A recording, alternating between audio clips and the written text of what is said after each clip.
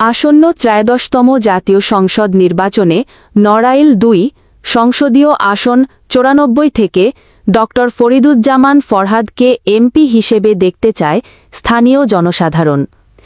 আজ ২০ অক্টোবর রবিবার দুপুর ১২টা থেকে লোহাগড়া উপজেলার বিভিন্ন গুরুত্বপূর্ণ স্থান ও সড়ক প্রদক্ষিণ করে এক বর্ণাঢ্য মিছিল অনুষ্ঠিত হয়। পরে মিছিলটি ড ফরিদুজ্জামান ফরহাদের বাসভবনে গিয়ে শেষ হয়। বাংলাদেশ সুপ্রিম কোর্টের সিনিয়র আইনজীবী, জাতীয়তাবাদী সমন্বয় জোটের সভাপতি ও এনডিপির চেয়ারম্যান ড ফরিদুজ্জামান ফরহাদ ২০১৮ সালের নির্বাচনে ধানের শীষ প্রতীকের প্রার্থী ছিলেন। এই সময় অংশগ্রহণকারীরা ধানের শীষে বিজয় চাই, ড ফরিদুজ্জামান ফরহাদকে এমপি হিসেবে দেখতে চাই এমন নানা স্লোগান দিতে দিতে মিছিলটি আকর্ষণীয় ও প্রাণবন্ত করে তোলে।